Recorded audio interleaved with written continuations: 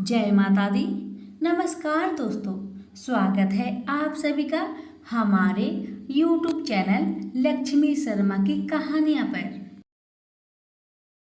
ओम गणेशाय नमः। प्यारे भक्तजनों, आज मैं आप सभी को सुनाऊंगी कार्तिक महीने की कृष्ण पक्ष की संकष्टी चतुर्थी की व्रत कथा। साथ में सुनेंगे चौथ माता की कथा और करवा माता की कथा। से निवेदन है, कथा को पूरा सुनिए। अगर अच्छी लगे तो कमेंट बॉक्स में गणेश महाराज की जय जरूर लिखें। इस चतुर्थी व्रत कथा, ये कथा है दैत्यराज वृत्रासुर की कथा। पार्वती जी कहती हैं कि हे भाग्यशाली लंबोदर, भाषणकर्ताओं में श्रेष्ठ कार्तिक कृष्ण चतुर्थी को किस नाम वाले गणेश जी का पूजन किस भांति से करनी चाहिए।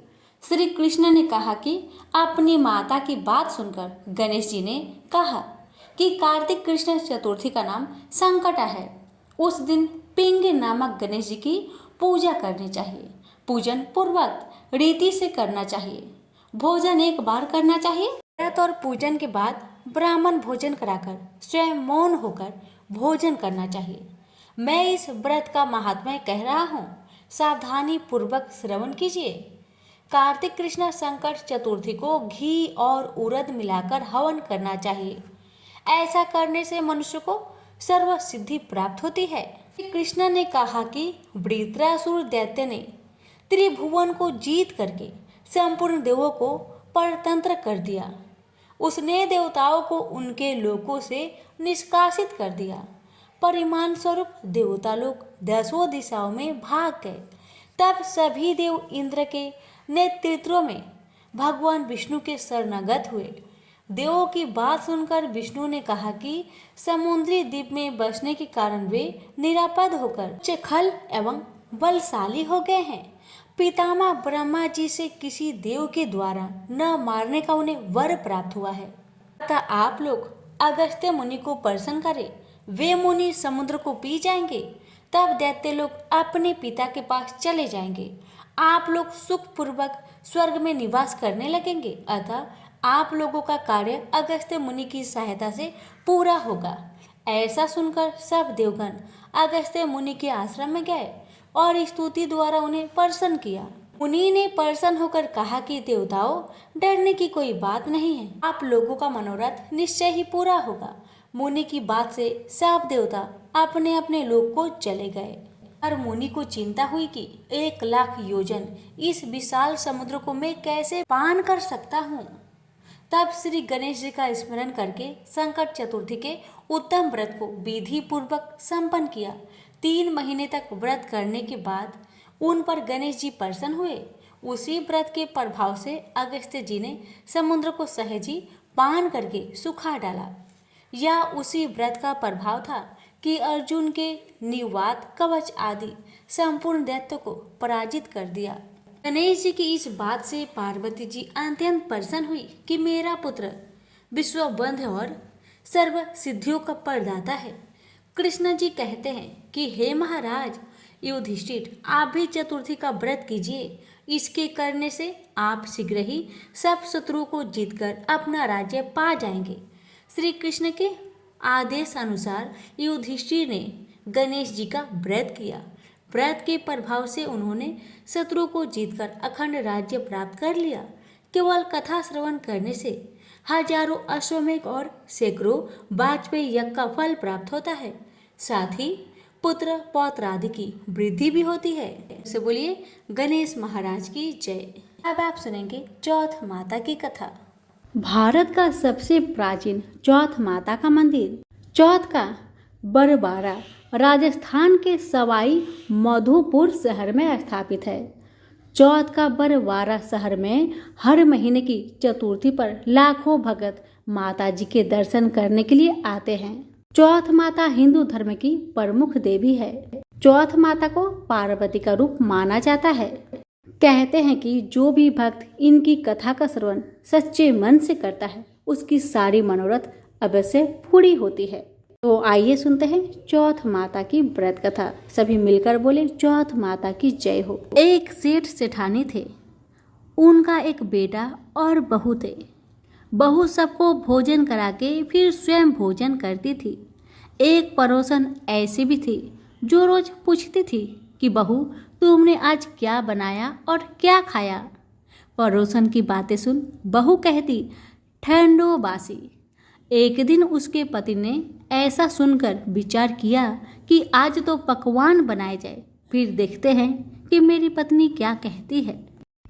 उसने तरह तरह के पकवान बनवाए और घर के सभी लोगों ने एक साथ बैठकर भोजन किया। आज भी पड़ोसन ने पूछा तो बहू ने कहा ठंडो बासी। सेठ के लड़के ने सोचा हो न हो कोई बात अवश्य है जिससे मेरी पत्नी ऐसा कहती है। उसने पत्नी से पूछा तुम रोज ठंडो बासी खाया ऐसा क्यों कहती हो, जबकि हम सब ने एक साथ बैठकर कई तरह के पकवान खाए। उसकी पत्नी बोली हम लोग जो खा रहे हैं वह बाप बूढ़ों की कमाई है। जिस दिन आप कमा कर लाओगे उस दिन मैं समझूंगी कि ताज़ा भोजन कर रही हूँ। अब एक दिन लड़के ने माँ से कहा माँ मैं एक बड़े शहर में कमाई करने जा रहा हूँ। माँ बोली बेटा अपने पास इतना धन है कि खाया नहीं खुटेगा। माँ के मना करने पर भी बेटे ने स्वयं कमाने का दृढ़ निश्चय कर लिया और जाते समय पत्नी से कहा मैं जब तक कमाकर बहुत सा धन लेकर ना आऊँ तुम चूल्हे की आग मत बुझने देना। एक दिन चूल्हे की आग बुझ गई तो वह मन ही मन घबराने लगी कि कहीं मेरे पति पर संकट तो नहीं आन पड़ा। जल्दी से पड़ोस में जाकर आग लाकर चूल्हे में रख दूं, ऐसा विचार करके पड़ोस में गई। वहाँ पड़ोसन चौथ माता का व्रत पूजन कर रही थी। पड़ोसन ने कहा थोड़ी देर में आकर आग ले जाना। बहू ने पड़ोसन से पूछा आप यह व्रत क्यों करती है, इससे क्या मिलता है। पड़ोसन ने कहा यह चौथ माता का व्रत है, इसके करने से अन्न लक्ष्मी मिले और सभी मनोकामना पूरी होती है। अब पड़ोसन की बात सुनकर बहू भी चौथ माता का व्रत करने लगी। दीवार पर चौथ माता बनाई। उस दिन घी गुड़ का चूरमा बनाकर रात्रि को चंद्रमा को अर्घ्य देकर भोजन करती। ऐसा करते करते बहुत दिन हो गए। चौथ माता ने उस बहू के पति को सपना दिया कि साहूकार का बेटा तू जागे कि सोवे, तेरी पत्नी बहुत याद कर रही है तुझको। तू घर जाकर उसकी चिंता मिटा। तू दुकान खोलकर कंकु केसर का पगलिया बना के बैठ जाना। आज तेरा हिसाब किताब चुकता हो जाएगा। अब तो चौथ माता ने जैसा कहा था वैसा ही हुआ। उसने घर जाने की तैयारी की और गाड़ी भर के धन दौलत लेकर चल दिया। रास्ते में एक बड़ा सा काला नाग फन फैलाए बैठ गया और कहने लगा आज तो मैं तुझे डसूंगा, नहीं छोड़ूंगा। आज तेरी आयु पूरी हो गई है। सेठ के लड़के ने कहा आज चौथ माता ने मुझे सपना दिया तो मैं पत्नी से मिलने घर जा रहा हूँ। वहाँ मेरी पत्नी बहुत चिंता कर रही है। मैं उससे मिलकर जरूर आऊँगा, तब तुम मुझे डस लेना। नाग ने कहा तुम शपथ पूर्वक कहकर जाओ तो मैं तुम्हें जाने दूंगा, परंतु अगर तुम लौट कर नहीं आए तो मैं तुम्हारे घर जाकर तुम्हें डस लूंगा। इस प्रकार सर्प को वचन देकर वह अपने घर पहुंचा। वहां सभी से हंसी खुशी से मिला और भोजन करके उदास होकर बैठ गया। उसकी पत्नी ने उदासी का कारण पूछा तो पति ने काले नाग वाली सारी बात बता दी और कहा यदि मैं उसके पास नहीं जाऊंगा तो वह घर आकर ही मुझे डस लेगा। पत्नी बहुत चतुर थी। उसने कहा कि आप घबराइए नहीं, लेट जाओ, मैं एक उपाय करती हूँ। पत्नी ने कमरे की 7 पीढ़ी धोई। पहली पीढ़ी पर रेत रखी, दूसरी पर इत्र, तीसरी पर गुलाल, चौथी पर फूल और कंकु केसर, पांचवी पर लड्डू पेड़ा, छठी पर गादी गलीचा और 7वीं पीढ़ी पर दूध का कटोरा भर कर रख दिया। इस प्रकार वह 7 ही पीढ़ी सजाकर बैठ गई। जैसे ही आधी रात हुआ नाग आकर पीढ़ी चढ़ने लगा। पहली पीढ़ी पर रेत में लौट गया और कहने लगा कि सेठ की बहू ने आराम तो बहुत दिया, पर बचनों से बंध कर आया हूँ, सो डसूंगा तो जरूर। इसी प्रकार 7 पीढ़ियों पर नाग आराम करता हुआ और कहता हुआ कि डसूंगा जरूर कमरे में ही जाने वाला था कि चौथ माता ने विचार किया कि मैं अगर इसे नहीं बचाऊंगी तो संसार में धर्म कर्म और व्रत पूजन को कौन मानेगा। अब तो गणेश जी, चंद्रमा जी और चौथ माता ने उसे बचाने का विचार किया। चंद्रमा जी ने उजाला किया, चौथ माता ढाल बनी और गणेश जी ने तलवार लेकर नाग को मार दिया और ढाक से ढक दिया। अब बहू भी थकी हारी सो गई। जब सुबह हुई तो लोग बेटे से मिलने आए, परंतु बेटा बहू तो उठे ही नहीं थे। बहुत देर हो गई तो माँ उन्हें उठाने गई। माँ ने 7 पीढ़ियों पर जो कुछ देखा तो बहुत घबरा गई। घबराते हुए बेटा बहू को आवाज लगाई, बेटा बहू उठो तो देखो कि एक ढाल तलवार वहां पड़ी है। अब ढाल उठाई तो वहीं काला नाग मरा हुआ पड़ा है। बेटा बहू ने सोचा कि आज तो धर्म कर्म ही आड़े आई, जो भगवान गणेश जी और चौथ माता ने अपनी रक्षा की है। हे चौथ माता, जैसे आपने सेठ के बेटे बहू की रक्षा की, वैसी सबकी करना। सभी प्रेम से बोले, चौथ माता की जय हो, गणेश महाराज की जय हो। किसी गांव में एक विधवा माता और उसका एक पुत्र रहता था। वह गायों को चराकर अपना पालन पोषण करता था। उसकी माता 12 मासी चौथ माता का व्रत करती थी। वह हर महीने की विनायक चौथ को चूरमे के 5 लड्डू बनाती।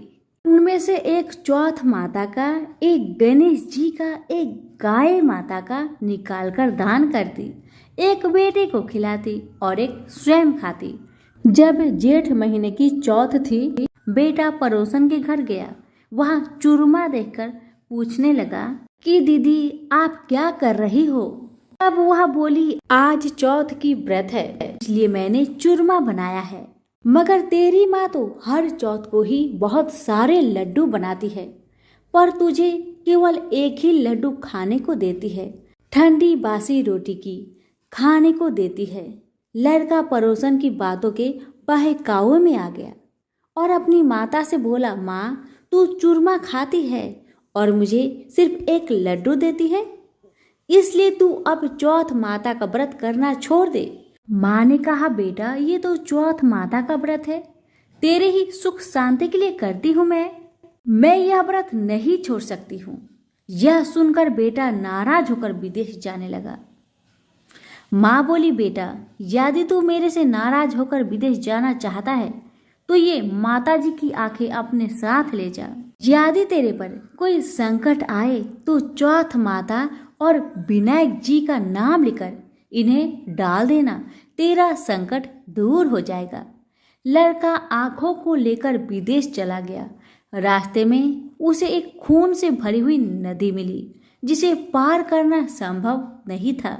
लेकिन उस संकट की घड़ी में उसे अपने माँ की बात याद आई और उसने एक आंख चौथ माता का नाम लेकर उस नदी में डाल दिया और कहा, हे चौथ माता, यदि आप सच्ची है और मेरी माँ मेरे लिए ही आपका व्रत सदा करती है, तो यह नदी दूध और पानी से भर जाए और मुझे रास्ता मिल जाए। उसके ऐसे कहते रास्ता मिल गया। आगे चलने पर भयंकर जंगल से भी उसे इसी प्रकार आंखें पूर कर गुजरना पड़ा। आगे चलकर एक नगर में पहुंचा। उस नगर के राजा के यहाँ रोज एक मिट्टी के बर्तन का आवा पकता था। वहाँ आवा तब पकता था जब उसमें एक आदमी की बलि दी जाती थी, यानी एक आदमी को बर्तनों के साथ चुन दिया जाता था। उस लड़के ने वहां जाकर देखा, एक बुढ़िया माई आटा पीसते जा रही थी और रोती जा रही थी। उस लड़के ने इसका कारण पूछा तो बुढ़िया माई बोली कि बेटा आज मेरे इकलौते बेटे का इस आवा में जाने का नंबर है। तब वह लड़का बोला, हे बुढ़िया माई, तू मुझे जल्दी से खाना खिला दे, तेरे पुत्र की जगह में मैं जाऊंगा। बुढ़िया माई के मना करने पर भी वह नहीं माना और राजा का बुलावा आने पर अपना सामान बुढ़िया माई के घर छोड़कर वह चला गया। रात में चौथ माता के आंखें वह एक लोटा जल उस आवा में अपने साथ रख लिया और चौथ माता का नाम लेकर बैठ गया। दूसरे दिन आवा पककर तैयार हो गया। लोगों को बहुत आश्चर्य हुआ। प्रजा ने जाकर राजा से यह बात कही। तब राजा स्वयं देखने आए। आवा से बर्तन निकाले जाने लगे तो अंदर से आवाज आई, धीरे धीरे बर्तन उतारो, अंदर मैं हूँ। तभी राजा ने आवाज सुनकर कहा कि तू अंदर कौन है?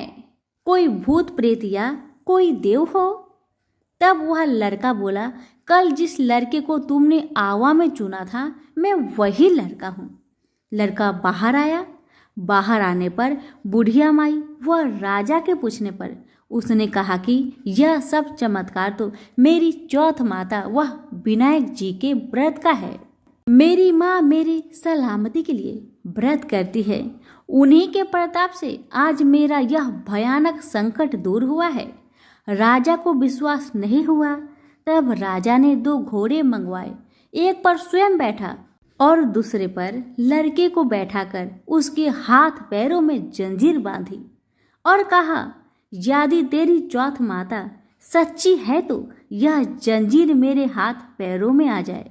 लड़के ने चौथ माता का आंख पुकार कर कहा, गणेश जी महाराज, आप ही मेरी रक्षा करना। इतना कहते ही भगवान की कृपा से वह जंजीर खुलकर राजा के हाथ में जा गिरी। राजा, रानी व प्रजा ने चौथ माता का चमत्कार अपनी आंखों से देखा। उसी दिन से वे सभी चौथ माता व विनायक जी के परम भक्त हो गए। राजा ने अपनी राजकुमारी का विवाह उस लड़के के साथ कर दिया और बहुत सारा धन वैभव देकर उसको विदा किया। अब वह दोनों वर वधू अपने गांव पहुंचे तो लोगों ने जाकर बूढ़ी माई को बताया कि तेरा बेटा बहू को साथ लेकर आ रहा है। वह बोली, अरे नहीं, मेरे भाग्य में बहू बेटे का सुख कहाँ है। वह ऐसा कह ही रही थी कि दोनों जने उसके पैरों में गिर गए और बेटा अपने माँ से माफी मांगने लगा और कहने लगा कि यह सब चौथ माता का ही कृपा है कि आज मैं तेरे सामने खड़ा हूँ। उसके बाद उसने सारी नगर में ढिंढोरा पिटवा दिया कि सारी सुहागिनें बेटे की माँ हो सके तो लड़कियां भी चौथ माता का व्रत करे और हो सके तो पूरी 12 महीने की चौथ करे, नहीं तो 4 बड़ी चौथ करे, नहीं तो 2 अवश्य करे।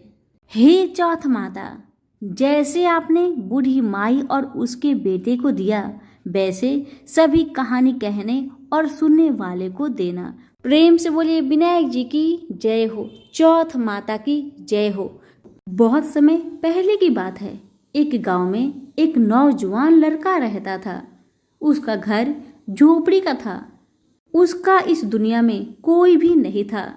वह लड़का एक लड़की से प्यार करता था। उस लड़की का भी इस दुनिया में कोई नहीं था। लड़की का नाम सतवंती था और लड़का का नाम गंगू प्रसाद। गंगू प्रसाद ने सतवंती से विवाह कर लिया और अपने झोपड़ी में ले आया। लेकिन बदकिस्मत के कारण गंगू प्रसाद की पहली रात में ही मृत्यु हो जाता है। ये देखकर सतवंती जोर जोर से रोने लगी, जिसे सुनकर आसपास के गांव वाले दौड़ दौड़ कर गंगू प्रसाद के घर में आने लगे और सभी गांव वाले देखते हैं कि गंगू प्रसाद की लाश पड़ी हुई है।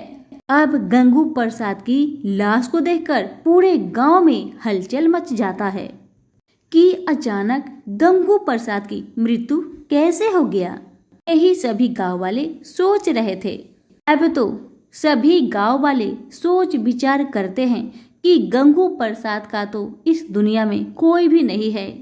इसे तो शमशान में ले जाकर हमें ही जलाना पड़ेगा।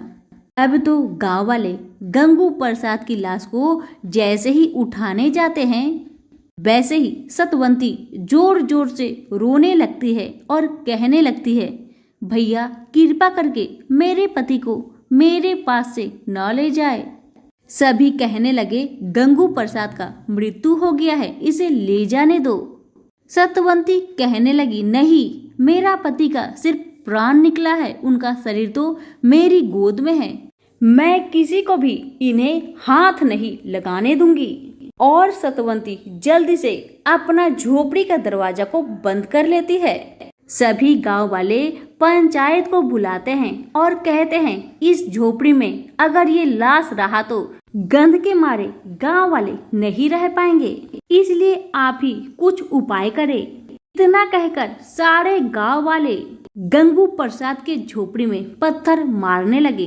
तभी उसी रास्ते से एक राजा आ रहे थे। उन्होंने गांव वालों से पूछा, यहाँ क्या हो रहा है? तभी गांव वाले सतवंती की सारी कहानी को सुना देते हैं। सतवंती की कहानी सुनकर राजा को दुख होता है और वे सभी गांव वालों को कहते हैं, बेचारी सतवंती ऐसे ही बहुत दुख में है, आप लोग उनके घर में पत्थर ना मारे। जितना दिन अपने मरे हुए पति के साथ रहना चाहती है, आप लोग रहने दे। इतना कहकर राजा अपने कुछ सिपाहियों को गंगू प्रसाद के झोपड़ी के बाहर खड़ा कर देते हैं और कहते हैं, देखना तुम लोग कि सतवंती को कोई भी परेशान ना करे। सतवंती बेचारी अपनी झोपड़ी के भीतर ही पति के सर को गोद में लिए जोर जोर से रो रही है और एक हाथ से अपने आंचल से आंसू को पोंछे जा रही है। सतवंती ने मन में ठान लिया कि वो भी अन्न त्याग कर अपने पति के साथ सती हो जाएगी। सतवंती का दुख देखकर करवा चौथ माता को सतवंती पर दया आता है। करवा चौथ माता 16 श्रृंगार करके लाल चुनरी ओढ़ के सतवंती के झोपड़ी में आती है और कहती है, बेटी दरवाजा खोलो। सतवंती ने उस माता की बात मानी और दरवाजा को खोल दी। सतवंती को ये मालूम नहीं था कि वो करवा चौथ माता है।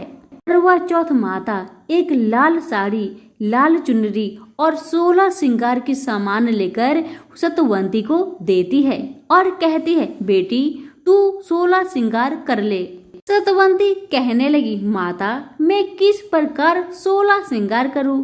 मेरा पति का तो मृत्यु हो गया है, मैं कैसे करूं? और करके भी क्या होने वाला? क्या मेरा पति जीवित हो जाएगा? माता ने कहा, ऐसा ही समझो। सतवंती ने जल्दी से 16 श्रृंगार किया, लाल चुनरी सर पे ओढ़ी।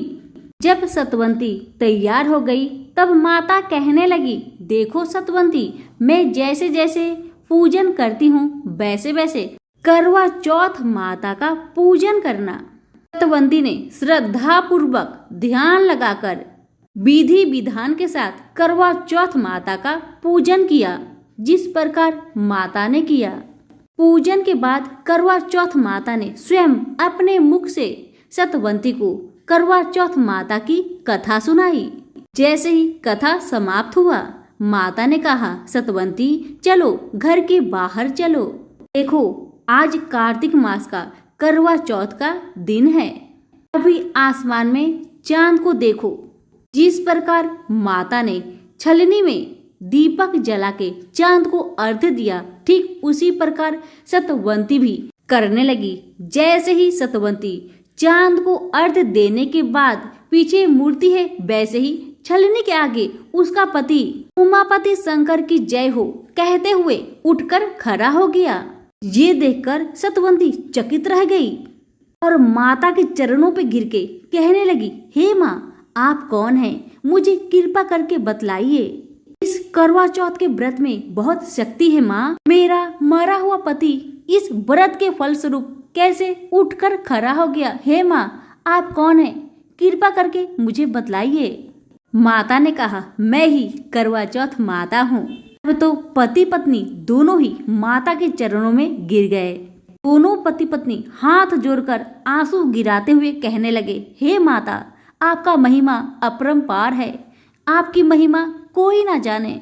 आपके ही कृपा से मुझे मेरा सुहाग मिला।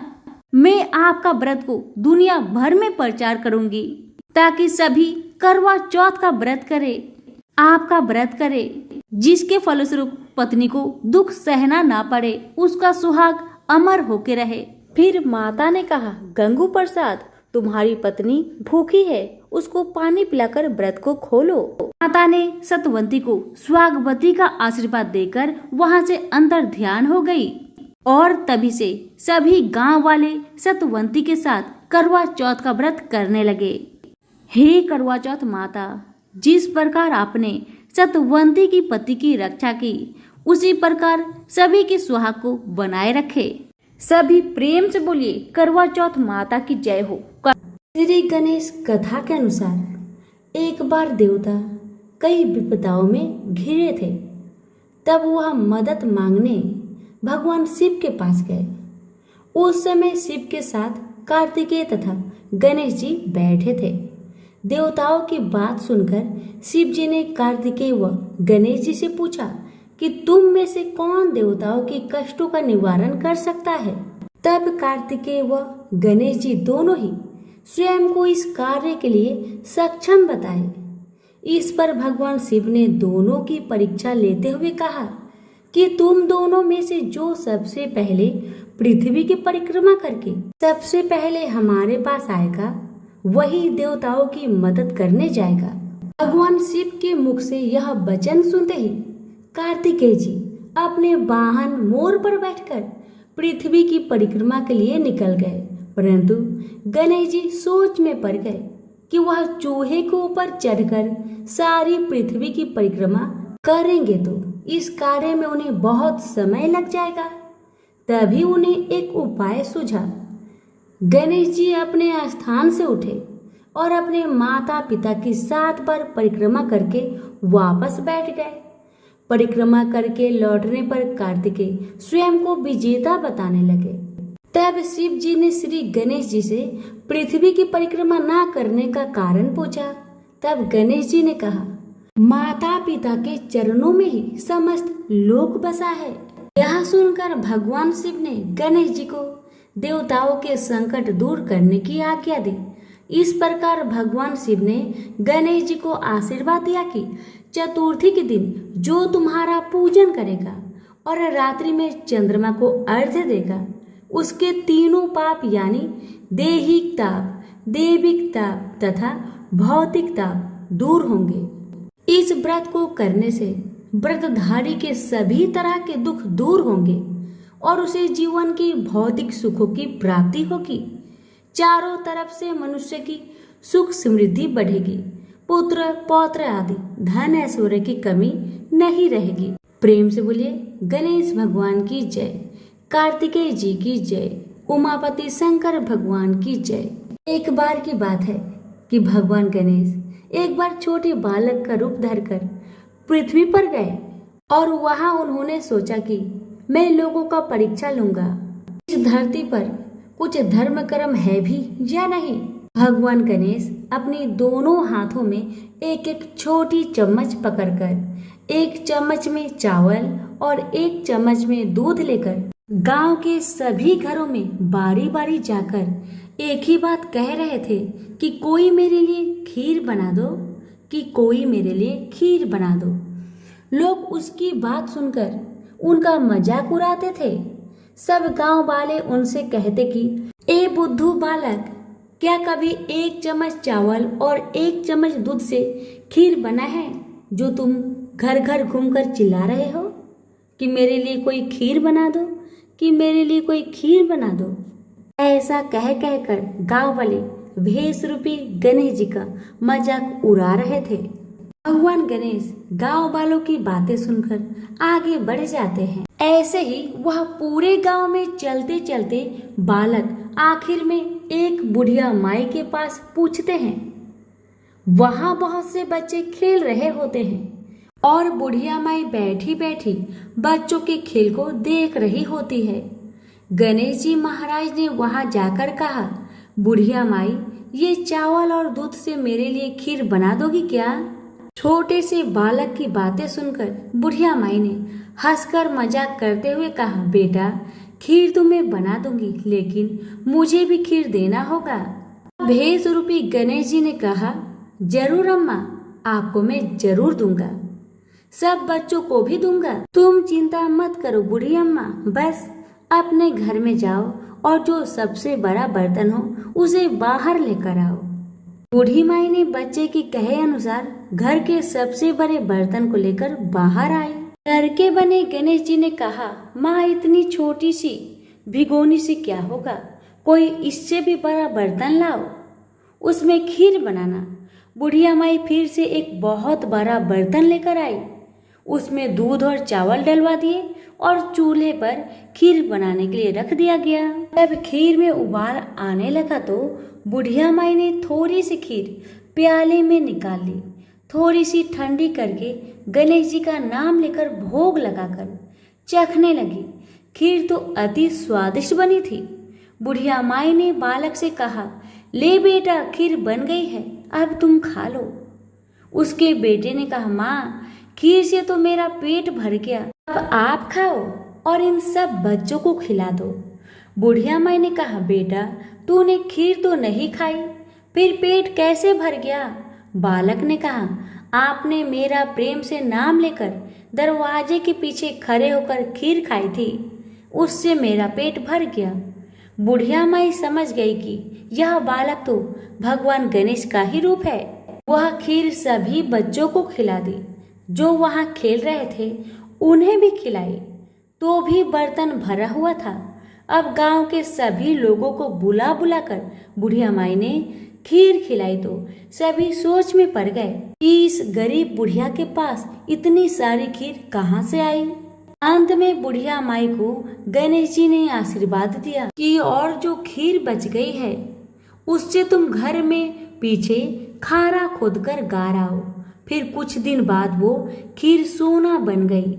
बुढ़िया माई अब तो आनंद और ठाट बाट से रहने लगी। गणेश जी की कृपा से बुढ़िया की सारी दुख तकलीफ समाप्त हो गई। तो प्रेम से बोलिए गणेश महाराज की जय। एक बार गणेश जी महाराज एक सेठ जी के खेत में से जा रहे थे तो उन्होंने 12 दाने अनाज के तोड़ लिए। फिर गणेश जी के मन में पछतावा हुआ कि मैंने तो सेठ जी की यहाँ चोरी कर ली। तो गणेश जी सेठ जी के 12 साल की नौकरी करने लग गए। एक दिन सेठानी राख से हाथ धोने लगी तो गणेश जी ने सेठानी का हाथ पकड़कर मिट्टी से हाथ धुला दिया। सेठानी सेठ से बोली कि ऐसा क्या नौकर रखा है, नौकर होकर उसने मेरा हाथ पकड़ लिया। सेठ जी ने गणेश को बुलाकर पूछा कि तुमने सेठानी का हाथ क्यों पकड़ा? तो गणेश जी ने बोला कि मैंने तो एक सीख की बात बताई है। राख से हाथ धोने से घर की लक्ष्मी नाराज होकर घर से चली जाती है और मिट्टी से हाथ धोने से आती है। सेठ जी ने सोचा कि गणेश है तो सच्चा। थोड़े दिनों बाद कुंभ का मेला आया। सेठ जी ने कहा, गणेश सेठानी को कुंभ के मेले में स्नान करा के ले आओ। सेठानी किनारे पर बैठकर नहा रही थी तो गणेश जी उनका हाथ पकड़कर आगे डुबकी लगवा लाए। घर आकर सेठानी ने सेठ से कहा कि गणेश ने तो मेरी इज्जत ही नहीं रखी और इतने सारे आदमियों के बीच में मुझे घसीटकर आगे पानी में ले गए। तब सेठ जी ने गणेश जी को पूछा कि ऐसा क्यों किया? तो गणेश जी ने कहा कि सेठानी किनारे बैठकर गंदे पानी से नहा रही थी तो मैं आगे अच्छे पानी में डुबकी लगवाकर ले आया। इससे अगले जन्म में बहुत बड़े राजा और राजपाट मिलेगा। सेठ जी ने सोचा कि गणेश है तो सच्चा। एक दिन घर में पूजा पाठ हो रही थी, हवन हो रहा था। सेठ जी ने गणेश को कहा कि जाओ सेठानी को बुलाकर ले आओ। गणेश जी सेठानी को बुलाने गया तो सेठानी काली चुनरी ओढ़कर चलने लगी तो गणेश जी ने काली चुनरी फाड़ दी और कहा कि लाल चुनरी ओढ़ के चलो। सेठानी नाराज होकर सो गई। सेठ जी ने आकर पूछा, क्या बात है? तो सेठानी ने बोली कि गणेश ने मेरी चुनरी फाड़ दी। सेठ जी ने गणेश को बुलाकर बहुत डांटा और कहा, तुम बहुत बदमाशी करते हो।